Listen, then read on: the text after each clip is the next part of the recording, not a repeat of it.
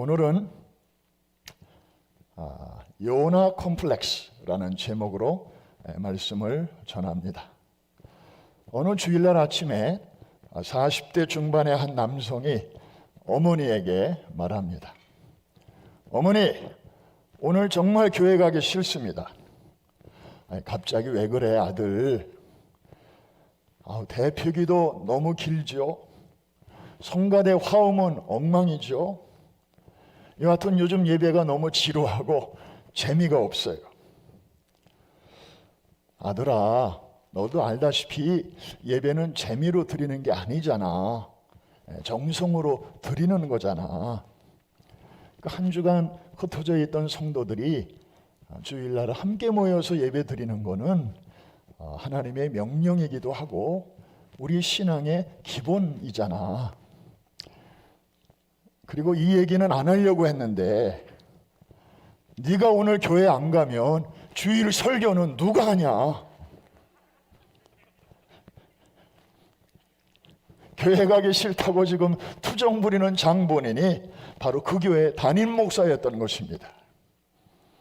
목사도 때로는 교회 가기 싫을 때가 있는가 봅니다. 사실 그 일은 아무나 대신할 수도 없고 반드시 자기가 해야 되는 일인데 그 일을 피하고 싶을 때가 있다는 거죠. 이거를 고상한 표현으로 요나 콤플렉스라고 부릅니다. 원래 이 말을 처음 사용한 분은 뉴욕의 브루클린 출신의 세계적인 심리학자 아브라함 매슬로우라고 하는 분입니다. 이분의 이론에 따르면 사람은 5가지의 기본적인 욕구를 늘 갖고 있다는 것입니다. 그 피라미드의 가장 밑에 보면 이 생리적 욕구로부터 시작된다는 거죠. 의식주라든지 또 잠자고 싶은 그런 욕구들이 이제 기본적으로 깔려 있고, 그러면서 그 다음 단계로 계속해서 이제 차원이 높아지는데 마지막 그 최종적인 단계는 바로 자기 실현의 욕구, 거기까지 이제 다들 가고 싶어 한다는 것입니다.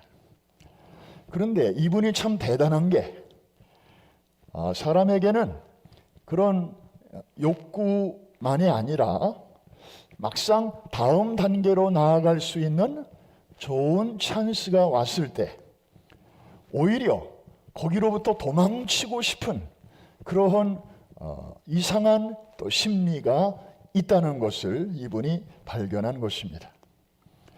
그 이유가 뭔가를 깊이 들여다보니까 사람들 마음속에는 두려움이 있다는 거예요. 실패에 대한 두려움만 있는 게 아니라 성공에 대한 두려움도 있다고 하는 것입니다. 예를 들어서 이제 어떤 일에 성공하게 되면 그 다음에는 더 커다란 요구가 주변으로부터 이제 주어진다는 거죠. 그런데 이 사람은 그럴 자신이 없어요.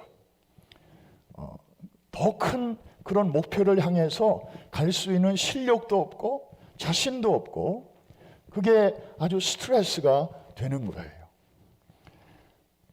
그래서 막상 그런 좋은 기회가 주어졌을 때 거기로부터 도피하고자 하는 그러한 심리적 현상을 요나 콤플렉스라고 이분이 처음으로 그런 표현을 쓰게 되었습니다. 여러분, 그런 말이 있죠. 그 사람의 신발을 신어보고 하룻길을 걸어보기 전에는 그 사람에 대해서 함부로 얘기하지 말라. 우리 요나의 신발을 같이 한번 신어보고 이야기를 하면 좋을 것 같습니다. 하나님은 이스라엘의 한 성읍에 사는 요나에게 니느웨로 가서 그의 백성들에게 심판의 메시지를 전하라고 하셨습니다. 그런데 요나는 이 부탁을 받고 나서 전혀 기쁘지 않았습니다. 왜 그랬을까요? 물론 그 당시 니느웨는 이스라엘과 적대적인 관계에 있었죠. 그래서 신변 안전에 대한 그런 불안한 마음도 없지 않아 있었을 것입니다. 그러나 사실은 더 깊은 이유가 있었습니다.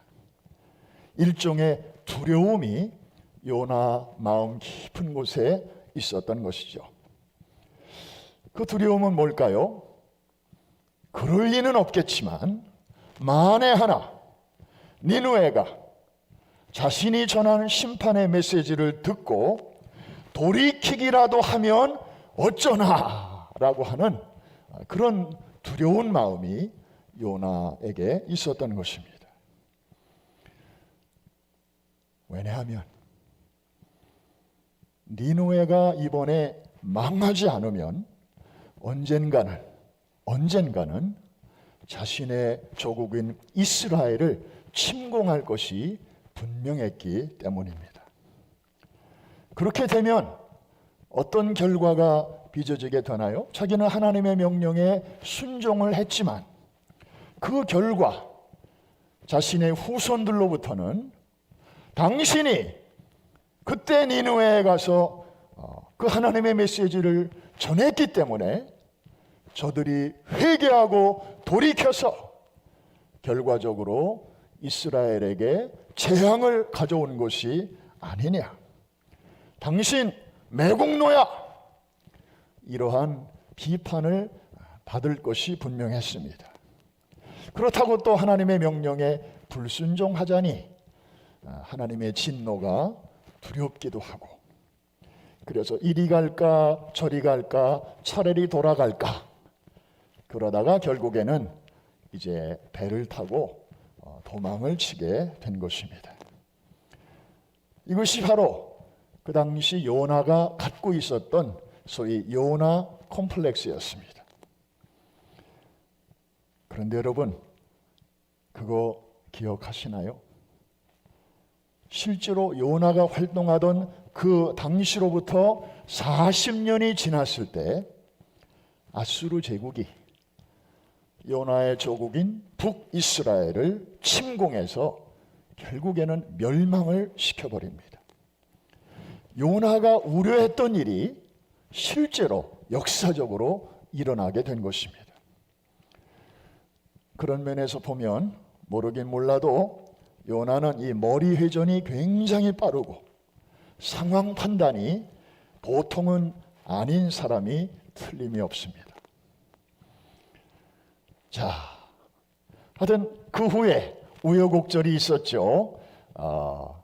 그리고 나서 하나님께서 다시 요나에게 두 번째 명령을 하십니다. 자, 3장 1절인데 우리 한번 복습 삼아서 같이 한번 읽겠습니다. 시작. 여호와의 말씀이 두 번째로 요나에게 임하니라. 저 큰 성읍 니느웨로 가서 내가 내게 명한 말을 그들에게 선포하라 하셨습니다. 여러분, 바닷속에서 지옥을 경험한 이 요나는 이제는 더 이상 주님의 명령을 거역할 수가 없었습니다. 즉시 하나님의 말씀을 전하기 위해서 군말 없이 니느웨로 갑니다. 우리 아이가 달라졌어요 라는 프로그램처럼 분명히 요나가 달라졌습니다. 그렇지만 여러분, 우리말 속담에 그런 말 있죠. 호박에 줄 군다고 갑자기 수박되냐.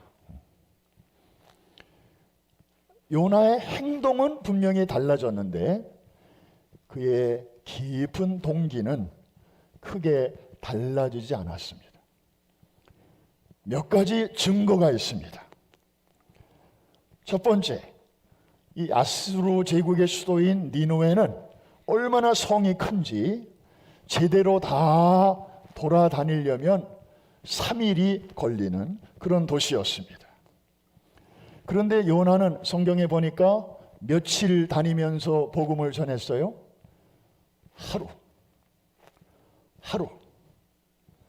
하루 길만 걸으면서 니느웨 성 사람들에게 40일이 지나면 니느웨가 무너지리라. 겨우 요 네 마디 전하고 끝이었습니다.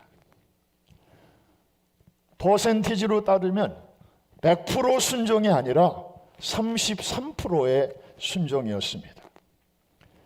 그것도 그야말로 처삼촌 묘소 벌초하듯이 그저 영혼 없는 싸늘한 그런 마음을 가지고 전했던 것입니다. 여러분, 제 또래의 사람들은 아마 생생하게 어릴 적 추억 중에 하나로 자리 잡고 있을 텐데요. 그 기생충에 대한 추억이 있지 않겠습니까? 대한민국은 1960년대 초만 해도 전 국민의 95%가 기생충 감염자였습니다. 주로 인분을 비료로 사용하다 보니까 채소마다 기생충알이 득실득실했습니다. 학년이 바뀔 때마다 체변의 추억이 새로웠습니다. 하여튼 뭐 이렇게 좀 구체적으로 표현하기는 어렵지만 그 투명한 비닐봉지 같은 걸 주면서 거기에 뭘 담아오라는 그런 숙제가 꼭 학년이 바뀔 때마다 있었습니다. 그래서 그 시즌이 되면 교실에서 아주 묘한 냄새가 진동을 했던 것이죠. 그러다가 세계보건기구로부터 기생충 퇴치 성공 국가로 대한민국이 인정받게 된 것이 1997년입니다. 불과 23년 전의 일입니다. 지금은 뭐 회충이니 뭐 십이지장충이니 이런 이 단어 자체를 듣기가 쉽지 않습니다. 다 사라졌기 때문이죠. 그런데 여러분, 현대인들의 삶 속에서 아직도 사라지지 않고 꿈틀대는 유일한 기생충이 남아있다고 하는데 그게 혹시 뭔지 아십니까? 대충이라는 것입니다. 대충. 대강한다는 거죠. 철저하게 뭘 이렇게 하는 게 아니고 그냥 적당한 수준에서 하는 거. 요나가 바로 그런 사람이었다 이 말입니다. 3일 길을 제대로 다니면서 전해야 되는데 그냥 하루 길만 다니면서 안 할 수는 없고 하자니 껄끄럽고 그래서 이렇게 대충 하게 되었던 것입니다. 그리고 또 하나의 증거가 있어요. 요나의 메시지를 잘 보면 하나님의 심판과 하나님의 구원 두 가지를 말하지 않습니다. 돌아오면 살려주고 그렇지 않으면 심판 뭐 이렇게 좀 옵션이 보통은 있게 되는데 요나가 전하는 메시지에는 그런 옵션이 없었어요. No plan B, no other option. 오로지 절망적인 결론뿐이었습니다. 40일이 지나면 니느웨는 무너지리라. 뭐 무너질 수도 있다 이게 아니고 반드시 무너진다 이런 내용이었습니다. 사랑, 자비, 긍휼 따위는 눈꽃만큼도 찾아볼 수가 없었습니다. 요나는 구원의 가능성에 대해서는 전혀 언급하지 않았습니다. 왜냐하면 니느웨가 어쨌든 멸망하는 것이 그가 원하고 그가 바라고 그가 기도하는 바였기 때문입니다.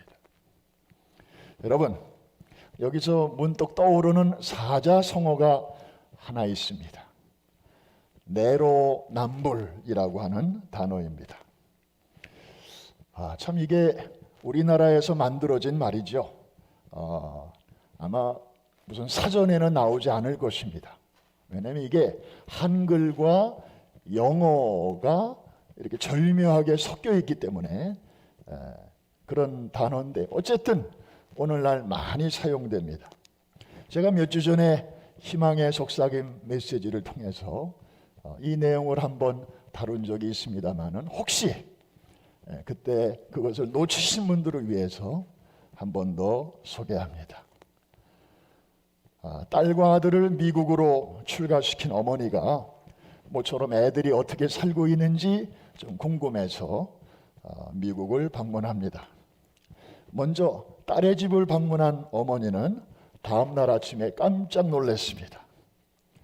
왜냐하면 딸이 일어나기도 전에 사위가 일찍 일어나서 아침을 만들어서 먹고 스스로 설거지를 하고 그리고 샌드위치를 싸가지고 출근하는 모습 때문이었습니다.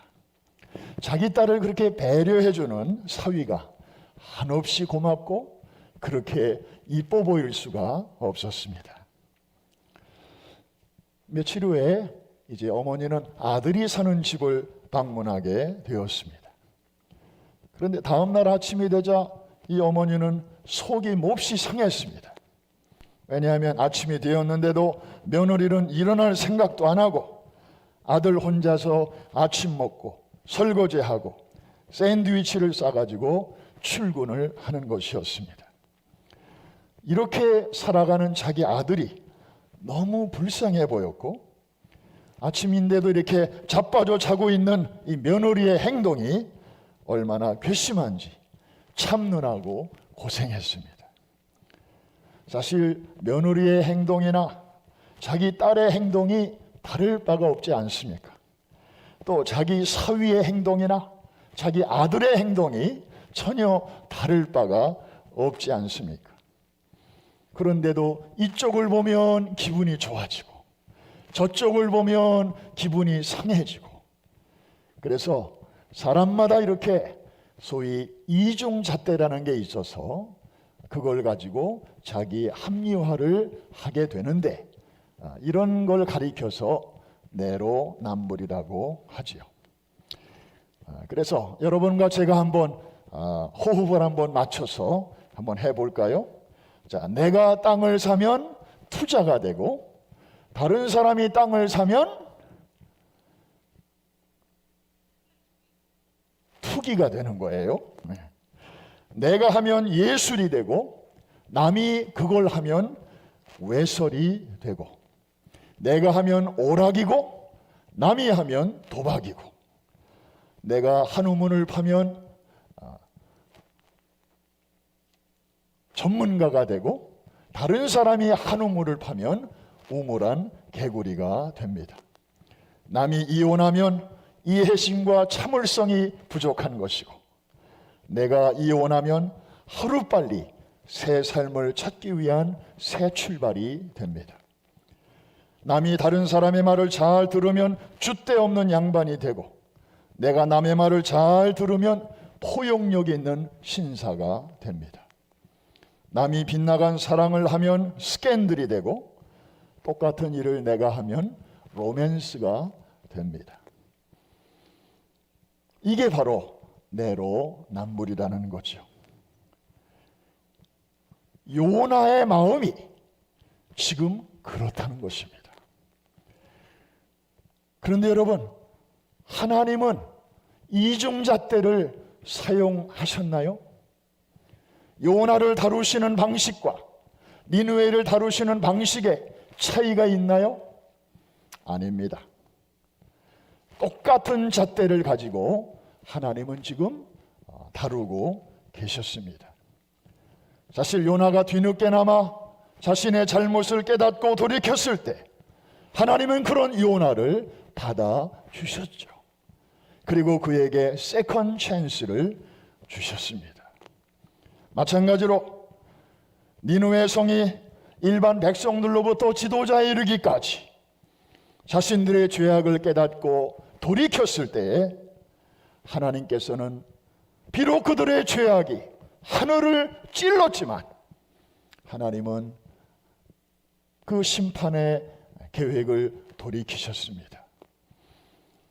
로마서 3장 22절의 말씀처럼 곧 예수 그리스도를 믿음으로 말미암아 모든 믿는 자에게 미치는 하나님의 의는 그 다음에 한번 따라해 주시기 바랍니다. 차별이 없느니라. 한 번 더, 차별이 없느니라. 하나님은 더블 스탠다드가 아니라 원 스탠다드로 이방인도 그렇게 대하시고 유대인도 그렇게 대하시고 요나에게도 그렇게 대하시고 니느웨 성에 대해서도 그렇게 같은 잣대로 대하신 것입니다. 그런데 여러분, 요나는 그게 불만이에요. 지금 사실 죄질로 따진다면 요나의 죄악이 니느웨 사람들의 죄악과 결코 거기에 부족하지 않습니다. 아니, 더하면 더했습니다. 왜 그런지 아세요? 니느웨 사람들은 어차피 하나님을 모르는 사람들이에요. 이방인들이에요. 그런데 요나는 하나님과 언약 관계에 있는 이스라엘 백성 중에 하나고 게다가 하나님의 선지자잖아요.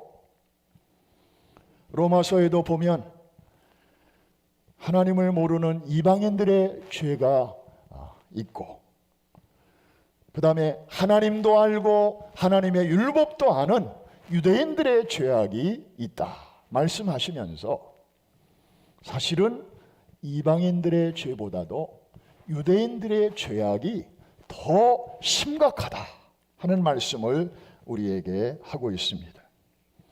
그런데 지금 요나는 무슨 생각을 하고 있어요? 자기에게 베푸신 자비와 긍휼은 당연하다고 생각하고 있고, 니느웨 사람들에게 베푸시는 하나님의 자비와 긍휼은 말이 안 된다고 지금 생각하고 있는 것입니다. 그런 내로남불의 심보가 그대로 드러난 말이 그가 전한 네 마디 말 속에 잘 들어 있습니다. 한번 따라해 주시기 바랍니다. 40일이 지나면 니느웨가 멸망하리라. 그런데 여러분, 이게 웬일입니까? 이 요나의 싸늘한 차디찬 메시지를 듣고 니느웨 사람들의 반응이 너무나 의외였습니다. 자발적인 금식을 선포했습니다. 높은 자로부터 낮은 자에 이르기까지 굵은 배를 입고 회개하게 되었습니다. 그리고 그 소문이 아수르 왕에게까지 들리게 되었을 때에 이 왕도 보좌에서 일어나 부드러운 왕복을 벗어버리고 그 대신 굵고 거친 베옷으로 갈아입습니다. 그리고 이렇게 선포합니다. 우리 7절과 8절인데 같이 한번 읽어보면서 저 사람들의 그 회개의 수준이 어느 정도인가 잘 한번 보시기를 바랍니다. 시작. 왕과 그의 대신들이 조서를 내려 니느웨에 선포하여 이르되 사람이나 짐승이나 소떼나 양떼나 아무것도 입에 대지 말지니 곧 먹지도 말 것이요 물도 마시지 말 것이며, 그 다음 사람이든지 짐승이든지 다 굵은 베옷을 입을 것이요 힘써 하나님께 부르짖을 것이며 각기 악한 길과 선으로 행한 강포에서 떠날 것이라. 니느웨를 통치하는 왕은 이렇게 생각했습니다. 혹시 우리가 이렇게라도 하면 하나님께서 심판하시려는 뜻을 돌이키시고 우리를 멸망해서 건져주시지 않겠는가. 영어 성경을 보니까 Who knows? 누가 알겠는가? 뭐 확신을 가지고 하는 것도 아니고 혹시 이렇게라도 하나님의 은혜를 베푸시면 좋겠는데 하는 그런 한 가닥 희망의 줄을 붙들고 이렇게 했던 것입니다. 물론 그의 생각은 적중했습니다. 자비로우신 하나님께서는 그 뜻을 돌이키셨습니다. 성경에 그렇게 기록됐다고 하니까 뭐 그런 줄 알아야지 뭐 하고 우리가 넘어갈 수도 있습니다만은 조금 예민한 분들은 질문합니다. 아니 어떻게 이런 일이 가능했을까? 그것도 아수르 제국의 수도인 니느웨 사람들이, 성경은 자세한 내용을 우리에게 말씀해 주고 있지 않습니다. 이럴 때에 이 역사학자들의 도움이 우리에게 참 도움이 됩니다. 이분들의 그 연구에 의하면 요나가 활동하던 그 시대에 아수르 제국에서는 유난히 어려운 일들이 많이 일어났다고 합니다. 자, 기근이 있었고요. 백성들이 먹고 살 게 별로 없으니까 반란도 자주 일어났다고 합니다. 게다가 요즘 우리 코로나 사태를 경험하는 것처럼 그 시대에도 역병이 돌았었습니다. 게다가 이 하늘에서는 소위 일식 현상까지 일어나게 되었다는 것이죠. 여러분, 기근이나 이런 것들이 오면 그런가 보다 싶은데, 이 전염병이 돈다든지 그 다음에 하늘이 갑자기 어두워진다든지 이런 현상을 보면 백성들은 이제 민심이 흉흉해집니다. 하늘이 우리를 버렸나 보다. 그리고 사회적인 불안이 이제 점점 가중되게 됩니다. 이런 상황 속에서 요나가 니느웨에 들어간 것이고, 거기서 40일이 지나면 니느웨가 무너지리라, 이 메시지를 전하였을 때에 의외로 이것이 잘 먹혀 들어갈 수 있었다는 것입니다. 평상시 같았으면 어쩌면 요나는 뼈도 못 추리고 그 적대적인 국가에 들어가서 아마 큰 해코지를 당했을 수도 있었을 텐데, 하나님께서 그런 사회적 역사적인 그 분위기를 미리 다 이렇게 만들어 놓으셨던 것입니다. 결국에 요나의 메시지는 백성들에게 접수가 됐고, 그리고 탑 투 바럼, 지도자로부터 백성에 이르기까지, 심지어 짐승들에게까지 베옷을 입혔을 정도니까 아마 굉장히 다급했던 것 같습니다. 사랑하는 성도 여러분, 오늘 우리는 이 요나서에 기록된 이 내용을 이제 우리 시대와 한번 연결을 해보면서 저는 오늘 메시지를 마치려고 합니다. 주일학교가 영국에서부터 시작된 것을 우리는 잘 알고 있습니다. 영국 교회는 100년 전만 해도 어린아이들의 50%가 주일학교를 출석했습니다. 그런데 지금은 100명 중에 1명이 주일학교를 출석합니다. 50%에서 이제는 1%로 줄어든 것입니다. 100년 전에 80%가 출석하던 영국 교회는 현재 5%만이 출석하고 있습니다. 이렇게 나가면 2040년이 되면 전 국민의 0.5%만이 교회를 출석하게 될 것이라고 합니다. 그렇게 된다면 지금 현재 교회를 다니는 세대가 어쩌면 영국 교회의 마지막 세대가 될 것이다. 이러한 아주 슬픈 전망이 최근에 나왔습니다. 그런데 이것은 영국 교회만의 문제가 아닙니다. 한국 교회도 어느새 심각하게 되었습니다. 한국의 대표적인 장로 교단 중에 하나인 통합측 교단은 전국에 있는 교회들 가운데 이미 50%가 주일학교가 없어졌습니다. 2040년이 되면 한국 교회는 200만 명의 주일학교 학생이 50만 명대로 급격하게 줄어들 것이라고 합니다. 왜냐하면 결혼 안 하지요, 애 안 낳지요. 그러니까 자연적으로 인구가 감소하는 데다가 교육열에 치여가지고 아이들이 신앙생활을 제대로 할 수 없는 그런 여건이기 때문에 그렇습니다. 우리가 살고 있는 미국은 어떻습니까?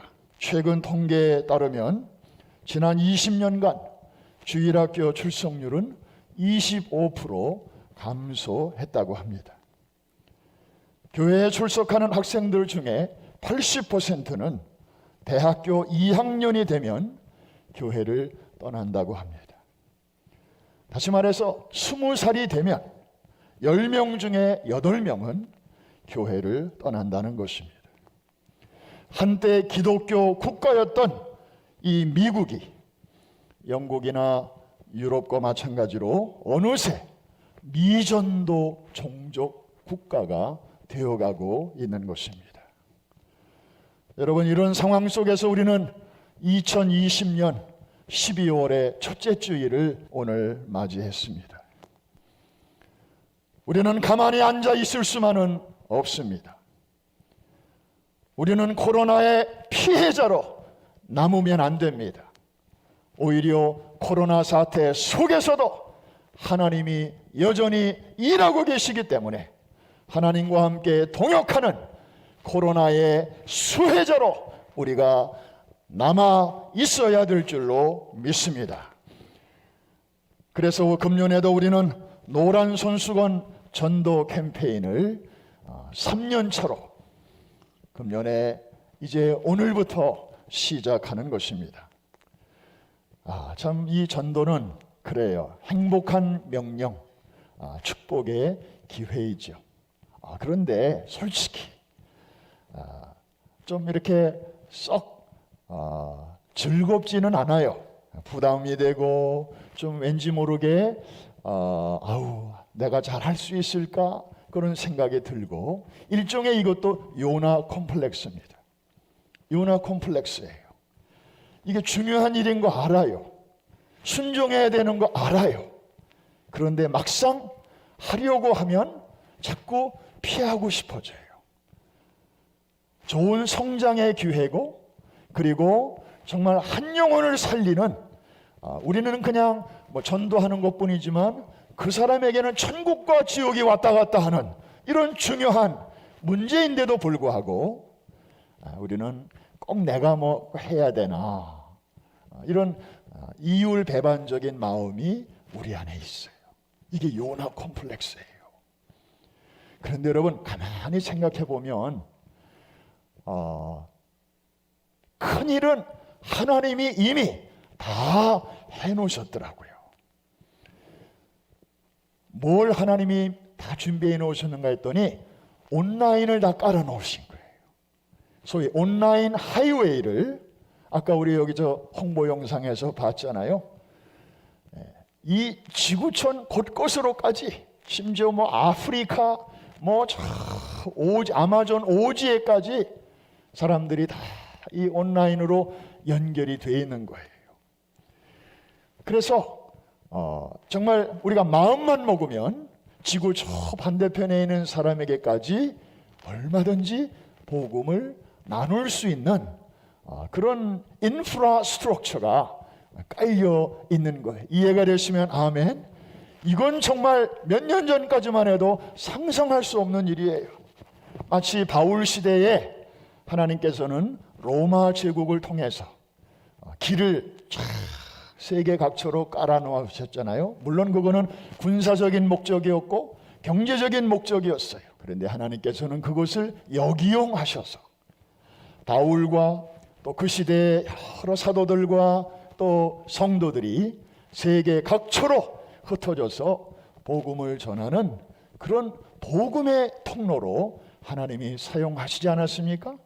하나님께서는 우리 시대에 마찬가지로 이 머리 좋은 사람들을 통해서 어느새 이렇게 인포메이션 하이웨이를 쫙 깔아 놓으셨어요. 저도 금년 3월부터 우리 교회에서 이제 월요일마다 우리 다니엘 성경 공부 내보내고 또 수요일마다 희망의 속삭임을 내보내는데, 깜짝깜짝 놀라는 것은 어느새 이것이 지구를 한 바퀴를 도는 거예요.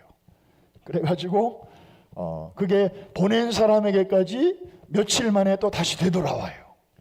내용이 좋으니까 서로 막 나누고 싶고, 다들 어려운 때니까 또 서로 위로와 격려를 나누기 위해서 보내다 보니까 이게 어느새 원점으로 막 돌아오는 거예요. 이야, 정말 세상이 이렇게 바뀌었구나. 하나님이 어느새 이렇게 다 길을 깔아 놓으셨구나. 이해가 되시면 아멘. 그래서 우리가 마음만 먹으면 얼마든지 이렇게 복음을 나눌 수 있는 그런 시대가 되었습니다. 근데 더 중요한 것이 있어요. 하나님이 또 하나 해놓으신 게 있어요. 사람들의 마음밭을 준비해 놓으셨습니다. 코로나가 터지기 전에는요, 사람들이 저마다 꿈이 있었고 계획이 있었고 야망이 있었어요. 특별히 이 뉴욕, 뉴저지 이 지역에 사는 사람들은 아주 이 프라이드가 대단해요. 세계에서 정말 경쟁이 치열한 곳에서 살고 있다고 하는 그런 대단한 자부심이 강했어요.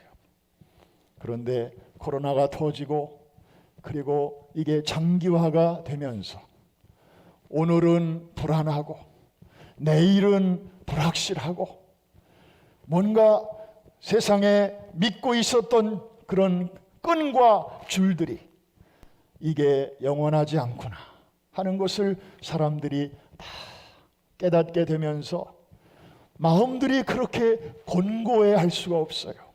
사람들의 마음이 가난해졌어요. 뭔가 정말 기댈 언덕을 저마다 사람들은 찾고 있어요. 지금까지 의지했던 것들이 얼마나 무력한가를 사람들이 절감하면서 새로운 그것을 대체할 수 있는 새로운 가치를 누군가가 소개해 주기를 바라고 있는 것입니다. 여러분, IMF 위기 때 혹시 기억하시나요? 그 경제적인 위기가 찾아왔을 때 놀라운 사실은 많은 사람들이 신앙의 문턱을 넘어서 믿음의 세계로 들어온 사람들이 참 많았다는 것입니다.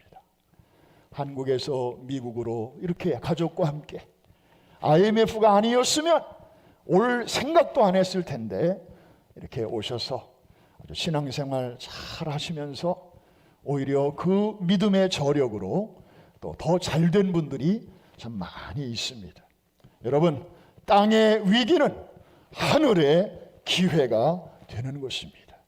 이 코로나야말로 그런 면에서 하나님이 사람들의 마음을 다 이렇게 부드럽게 지금 다 이렇게 만들어 주셨어요. 우리가 정말 기도하고 그리고 하나님의 심장을 가지고 우리가 좋은 복음의 내용을 나누려고 할 때에 하나님의 손 안에서 정말 크고 놀라운 일들이 얼마든지 일어나게 될 줄로 믿습니다. 여러분들의 네트워크가 굉장하잖아요. 뭐 우리 권사님들도 보면 이 카톡하는 솜씨가 보통이 아니에요. 보통 한 분이 연결되어 있는 네트워크가 최소 한 50 그리고 최대 몇백 명까지도 될 것입니다. 그 여러분의 네트워크 안에 들어와 있는 그런 분들에게 아직 예수 그리스도의 복음이 필요한 그런 분들도 많이 계실 것입니다. 바로 그런 분들에게부터 우리가 노란 손수건에 그 복음을 잘 전할 때 하나님이 이미 큰 일은 다 해놓으셨으니까 우리는 그냥 작은 일만 하면 되는 것이에요. 이해가 되시면 아멘. 성령께서 앞장서시고 그러면 정말 금년은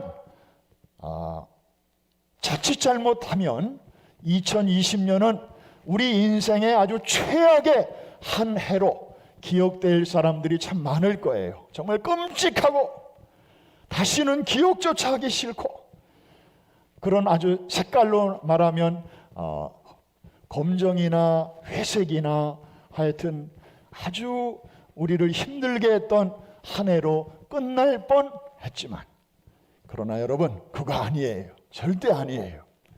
이제 12월 한 달, 이 기간을 우리가 오히려 복음을 나누고, 그리고 영혼을 건지고 낙심한 자들을 일으켜 세우는 그런 아름다운 사역을 위해서 한 주 한 주 우리가 한 마음으로 잘 감당할 때 2020년이야말로 우리 생애에 정말 감사와 찬양과 기쁨이 넘치는 생애 최고의 한 해로 하나님께서 역전시켜 주실 줄로 믿습니다.